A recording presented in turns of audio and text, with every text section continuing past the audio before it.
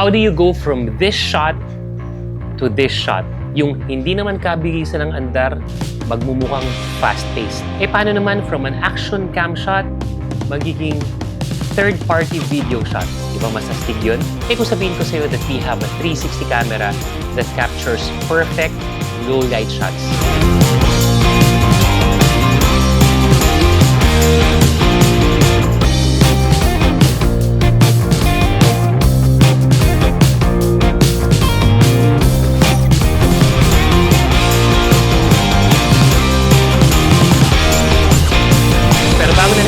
Napansin namin na marami pa rin sa inyo hindi nakasubscribe at nakafollow sa channels and pages ng Motor ni Juan.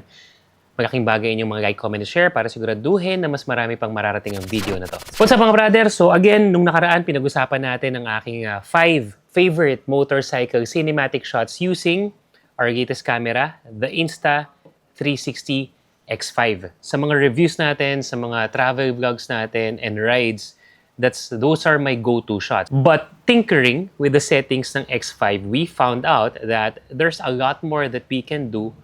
Hindi lang yung mga usual na mga 360 shots natin. Ang ilan doon pag-uusapan natin as to how you can get even better shots using your X5 camera. So yung first shot natin is how do you make your POV shot, your point of view shot, mas mabilis.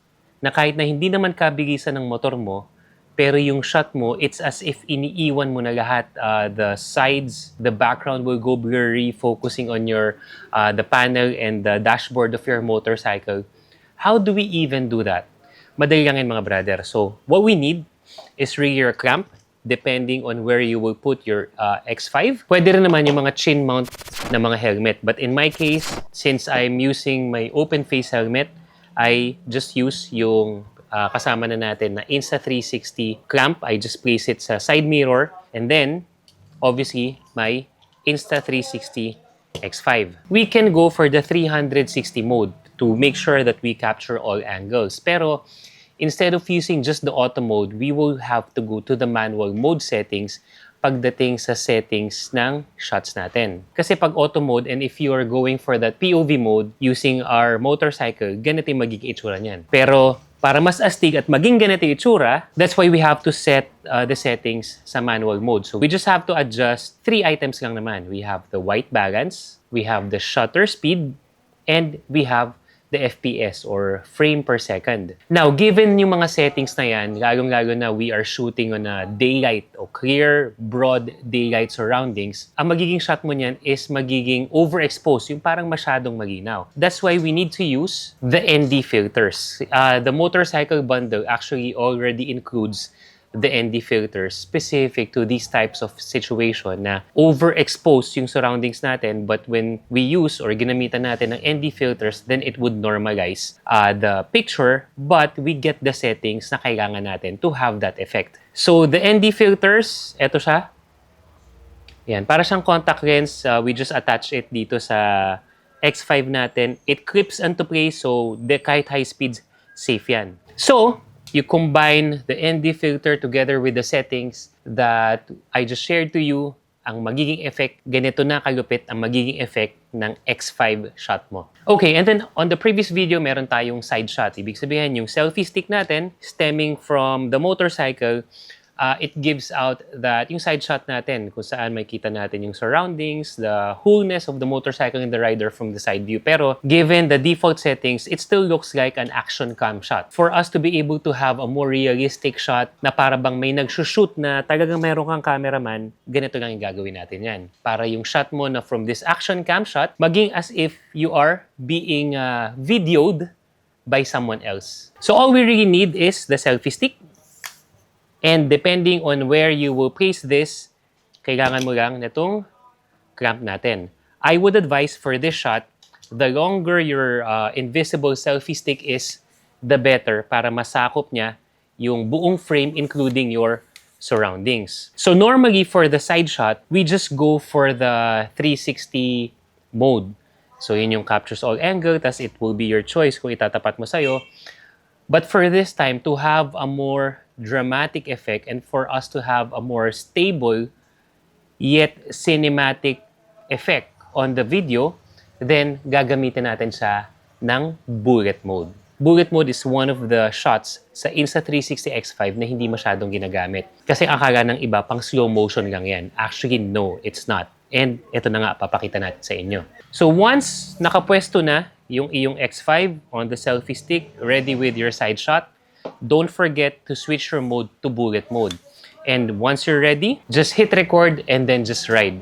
Wala ka nang ibang gagawin sa X5 mo for you to be able to get that perfect side action shot. The magic will now happen within your Insta360 software or sa Insta360 app. Remember that bullet time, ang talagang mangyayari niyan is parang slow-mo yung dating.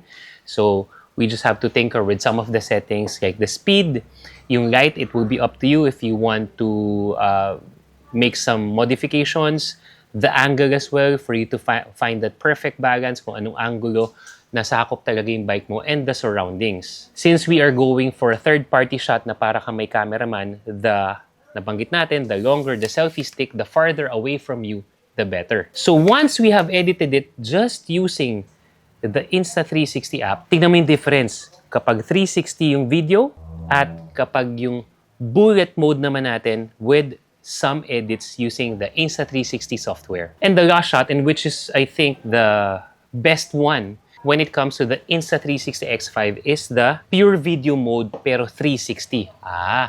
Imagine putting the pure video mode. Yung pure video, that's actually the function of the Insta360 for you to be able to get magnificent shots even on low light. Sa gabi, sa hindi maliwanag or illuminated na kapaligiran, then you will get that shot. All you really have to do is switch it to pure video mode. Before, the pure video mode was only available on the action cameras na Insta360 Ace Pro and Ace Pro 2. But now, you can get that same level of excellent low light shots, excellent night shots, but you have the power to use your 360 camera. So this is perfect when it comes to the city rides, when it comes to night rides, talagang you get to capture all the beautiful lights na normally hindi nakaka-capture ng mga ibang action camera and actually even other brands. When you compare the pure video mode with the other low light modes ng ibang mga 360 camera, Insta360 X5 is by far the best when it comes to that. Katulad ng mga shots,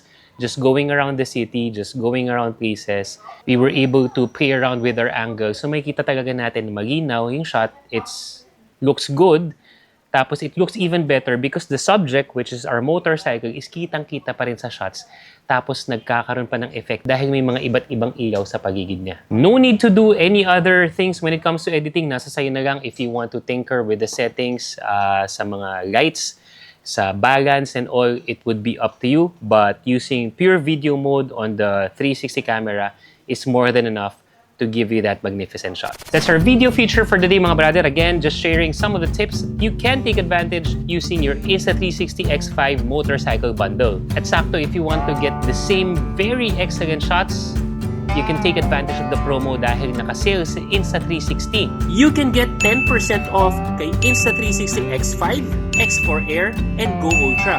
We actually have higher discounts up to 20% if you go for the Ace Pro 2 and the Flow 2 Pro. For the Insta360 X5, you get 10% off. Malaki yun na 10% off starting March 12 up until April 7. So for you to take advantage of the Insta360 X5, lalong-lalo na itong motorcycle bundle natin, just click on the link na meron sa description, sa caption, and sa comment section natin to make sure na legit yung site na orderan mo. Verified, take advantage of the sale, and enjoy yung parating mo na Insta360 X5.